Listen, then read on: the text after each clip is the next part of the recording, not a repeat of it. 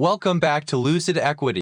One money topic, made simple. Today, the dirty truth about the biggest bet in human history and the exact moment in June 2026 that it started to crack. Your next laptop is about to get more expensive, not because of a shiny new feature, not because of normal inflation, but because of a quiet war being fought over tiny memory chips, thousands of miles away from you. It sounds crazy, but by the end of this video you will understand this story better than almost anyone in the room, including most professional investors. Here is what kicked it off. In June of 2026, Apple did something it had literally never done in its entire history. In the middle of the year, with no new product to sell, it just quietly raised prices. The MacBook Air jumped about 18%, the iPad around 20%, and Apple said something chilling. It said it had never ever seen a component price rise this much, this quickly.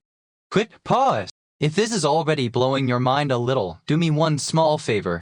Tap like, hit subscribe, and ring the bell. It is completely free, it takes 2 seconds, and it genuinely helps this channel grow and reach more people. Now, let's get into the real story. So, why did your laptop suddenly get more expensive? Because for the very first time, regular people like you and me are starting to pay what I call the AI tax. And to understand how we got here, you first have to grasp the sheer size of the bet these companies are making. Because honestly, it is almost impossible to believe. Look at this. Back in 2020, before ChatGPT even existed, the 4 biggest U.S. tech giants spent about $90 billion a year building their infrastructure.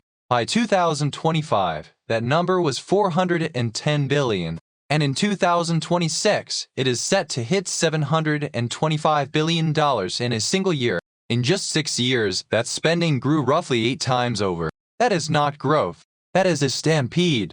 And Wall Street absolutely loved it. The chipmaker Nvidia became the single most valuable company on planet Earth, worth over $5 trillion. Think about that. One company that makes chips is worth more than the entire economies of most countries. Analysts were on television screaming at everyone to buy anything with AI in the name. It felt completely unstoppable. And that, historically, is the exact moment things get dangerous. Because in that very same month, June of 2026, the first cracks appeared. Nvidia suddenly shed hundreds of billions of dollars in value in just a few days. Memory chip stocks tumbled. And quietly, some of the smartest investors alive, people who manage billions, started whispering the one word that nobody in Silicon Valley wanted to hear. Novo. So which is it? Is this the greatest business bet in human history? Or is it the greatest bubble ever inflated, about to wipe out trillions? Stay with me, because the honest answer is not what either the hype crowd or the doom crowd wants you to believe. But first, let me install one simple picture in your head, or none of the numbers will make sense. When you type a question into an AI, your phone does not actually answer it. Your phone is just a screen with Wi-Fi. The real thinking happens far away, inside a giant, windowless warehouse, packed floor to ceiling with metal racks and thousands of highly specialized chips. That warehouse is called a data center, and these buildings are some of the most expensive structures humans have ever built. Let me give you a sense of scale. One big data center can hold around 100,000 of Nvidia's chips, and each chip can cost $30,000 to $40,000. So the chips alone, inside one building, can cost $3 to $4 billion. Then add the power systems, the cooling, the high-speed cables, the concrete, and the security. And a single large AI data center can cost $10 to $25 billion to build. So why on earth would anyone build them? Because the world is drowning in data. In 2010, all of humanity created about 2 zettabytes of information. By 2026, we are on track to generate over 200 zettabytes in a single year. That is more than 100 times as much. The demand for computing power is exploding, and every tech giant is desperate to own the future of it. And there is a hidden problem almost nobody talks about. These data centers do not just eat money, they eat electricity. A single large campus can use as much power as a small city. In fact, the biggest bottleneck for a .ai is quietly becoming the power grid itself. Some regions simply cannot generate enough electricity fast enough. So even if the money exists, the physical energy to run all of this might not. But here's the number that should genuinely stop you cold. Analysts at the giant bond firm PIMCO estimate that big tech will soon spend around 94% of its operating cash flow on this build-out. 94%. That means for every $100 these giants earn, 94 is poured straight back into AI infrastructure. Just a few years ago, that number was 40. They are betting nearly everything. Let me make that feel real. Imagine you spend $10 million building a shiny new factory, and after a full year, that factory sells just $400,000 of product. Would you rush out and build a second factory? Of course not. That would be insane. That is a terrible business. Now hold that exact feeling in your mind, because that is roughly what the AI math looks like right now. Because a famous investor at the legendary firm Sequoia asked one simple question that shook the entire industry. For all of this spending to actually make sense, AI needs to earn hundreds of billions of dollars every single year forever. It became known as the $600 billion question. So the obvious thing to ask is, how much is AI actually earning today? Well, add it all up. Every major AI company combined, the makers of the famous chatbots, are bringing in only a small fraction of that number, and many of them are losing billions of dollars a year while doing it. So the gap between what AI needs to earn to justify the spend and what it actually earns is absolutely enormous. For every single dollar coming in, the giants are spending many, many times more. And it gets stranger.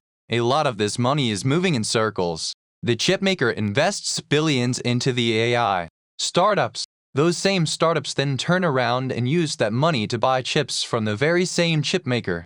And cloud companies sign giant deals with firms they are also funding. Critics call it circular financing.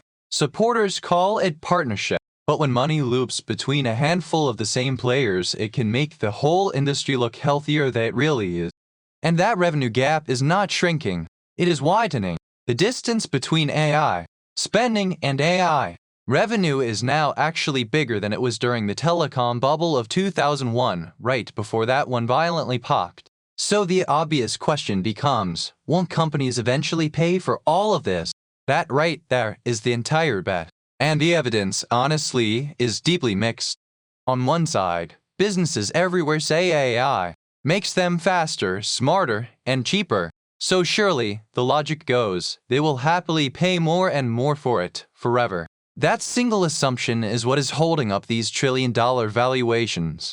If it is true, all the spending is completely justified. But if it turns out to be false, then this entire tower is built on sand. So what does the actual data say? Honestly, it is a genuine fight, and I am not going to lie to you about it. One widely cited study from MIT found that 95% of company AI projects showed no clear profit yet. That sounds damning.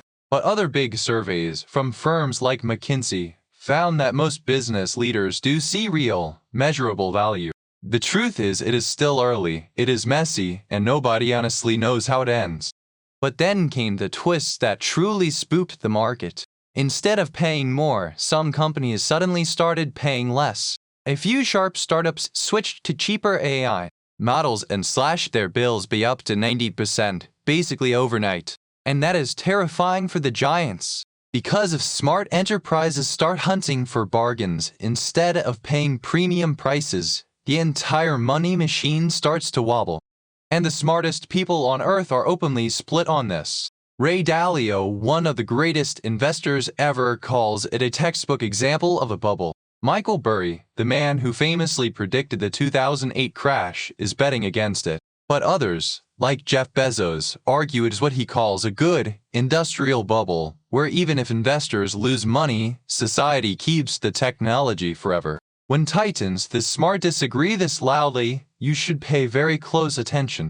Now remember, I promised you would see exactly how this hits your wallet. Here it is. Just 3 companies, Samsung, SK, Hynix, and Micron, control about 90% of the entire world's memory chips. And that is the same memory that goes into your laptop, your phone, your game console, and even your washing machine. And here's the trap. The AI data centers were willing to pay far more, up to 10 times more, for a premium version of that exact memory. So capital did what capital always does. It chased the highest bidder. These three makers shifted the vast majority of their production toward AI, and almost overnight, the memory chips meant for your everyday devices suddenly became scarce. The result was brutal. Memory chip prices roughly doubled in a matter of months. And that is precisely why Apple, the richest, most powerful, most vertically integrated hardware company on the entire planet, simply threw up its hands and raised prices. Think about what that means. When even Apple says it can no longer absorb the cost, that is the AI tax landing directly and personally on you. So here's the puzzle that ties it all together. If the returns are shaky, if enterprises are hunting for cheaper options, and if even Apple is feeling real pain, then why on earth do Amazon, Microsoft, Google, and Meta keep spending more and more? The answer is one of the most powerful and repeating patterns in all of economics. It is called the capital cycle, and it explains almost every single bubble in human history. The capital cycle has 4 clear stages. Stage 1, high returns attract a flood of money. Stage 2, everyone builds at the same time until there is way too much capacity. Stage 3, that overcapacity crushes prices, profits vanish, and the collapse finally comes. And Stage 4, a few battered survivors buy the wreckage for pennies and eventually make an absolute fortune. Every major bubble in history has followed this exact script. And we have genuinely seen this exact movie before. In the late 1990s, the internet was obviously the future. Everyone could feel it. So money flooded in to lay fiber optic cable across America, the physical pipes of the internet. In just 5 years, telecom companies poured more than $500 billion into cables, switches, and networks. A world-changing technology, an explosion of money. Does any of this sound familiar yet? And the valuations back then were completely insane. One company, Global Crossing, rocketed to a $47 billion valuation without ever turning a single full year of profit. Another startup pulled off a $1 billion public offering with basically zero revenue to show for it. Everyone was absolutely certain they were about to become millionaires and billionaires. And then quietly, reality showed up to collect. Because when people finally checked, only about 3% of all that expensive buried fiber was actually being used. Let that sink in. Over 90% of it sat completely dark and empty underground. And when the promised revenue never arrived, prices collapsed. The telecom crash wiped out around $2 trillion of value, and many once golden stocks fell by 95%. But here's the twist that makes this the perfect mirror for a .I. That fiber did not vanish. It just sat there, in the ground, waiting. And a few years later, demand finally arrived. YouTube happened. Streaming happened. The cloud became real. Smartphones went everywhere. And the survivors bought that cheap, overbuilt cable for next to nothing. It became the literal backbone of the modern internet. And this reveals the smartest question you can ask about any gold rush. In a gold rush, the people who reliably get rich are not the miners. They are the ones selling the picks and the shovels. In this AI rush, Nvidia is selling the shovels. So even if half the AI startups eventually die, the companies providing the essential tools, the chips, the power, the cooling, may be the ones who quietly survive and win. So really sit with this next idea, because it is the whole point. In the telecom bust, the technology was completely, undeniably real. The internet genuinely did change the entire world, and yet, the bubble still burst spectacularly. Why? Because demand was growing fast, just not fast enough to justify how insanely much had been built. The technology survived, but most of the companies that built it did not. And this pattern is ancient. It is human nature. Railways in Britain in the 1840s, fiber optic cable in the year 2000, and AI data centers in 2026. Every single time, a real, genuinely world-changing technology attracted so much money so fast that the builders raced way ahead of the actual demand. And every single time, the bubble burst before the real payoff finally arrived. So is it different this time? Maybe. And this is the honest, uncomfortable part I refuse to skip. The telecom giants of 2000 were drowning in debt and losing money. But Nvidia earned around $120 billion in pure profit last year. And Microsoft, Google, and Amazon are simply the most profitable companies in human history. They are not fragile little startups. They will not just collapse and vanish like the weak companies of the dot-com era. And the valuations, while high, are not truly insane either. At the absolute peak of the dot-com bubble in 1999, tech stocks traded at around 60 times their forward earnings. That was pure madness. Today, that same number sits closer to 26. Now, that is still expensive, and it is definitely frothy. But it is nowhere near the delusional insanity we saw in 1999. So here is the genuinely uncomfortable truth, and anyone who tells you otherwise is selling something. Anyone who swears to you that this is definitely a bubble is guessing. And anyone who swears that it definitely is not a bubble is also guessing. The real answer sits somewhere in between. There is a very real, very high chance of a bubble, but it is not a certainty. We are not betting on whether AI matters. We are betting on whether the price makes sense. So what actually happens next? Broadly, there are two paths. Path 1, the bubble pops. Big tech slams the brakes on spending, and that spending is what quietly feeds huge parts of the tech economy. Jobs get cut, and the pain ripples outward. Path 2, it does not pop. What to justify the trillions spent AI? Companies are forced to raise prices, and the cheap, magical tools you love today slowly become an expensive luxury. And either way, this touches you, even if you never buy a single tech stock. A huge amount of modern hiring, from software jobs to service work, rides on this wave of AI spending. If it slows suddenly, entry-level tech jobs can vanish before new workers can even catch the boom. This is not just a rich person's problem on Wall Street. It quietly shapes the job market that you, or your kids, are walking into. But let me leave you with some balance, because doom is not a strategy. The best case is not a miracle. It is simply a soft landing. In that world, the spending cools gradually instead of crashing. The weakest projects quietly die. Prices for a .ai slowly find a sane level, and the real, useful technology keeps improving in the background without taking the whole economy down with it. That outcome is genuinely possible too. So what do you actually do with all of this? 3 simple, practical moves. First, do not bet your future on any single AI stock at these sky-high prices. Concentration is how people get wiped out. Second, own broad, diversified index funds, so you win if the technology wins, without betting the entire farm on one company. And third, keep some cash ready, because when bubbles deflate, it is the calm, patient investor who gets to buy the wreckage. So, the greatest bet in human history? Or the greatest bubble ever inflated? The honest answer, the one almost no one will tell you plainly, is this: we do not know yet.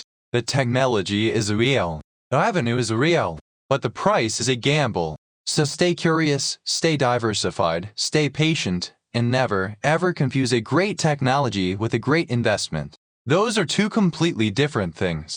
One last thing, and it matters. This video is education, not financial advice. Everything here is a scenario, a possibility, not a promise, and markets love to surprise everyone. So please, always do your own research. Think in decades and not days, and never blindly trust a voice on the internet, including this one. If this helped the AI story finally makes sense, share it with one person who needs it.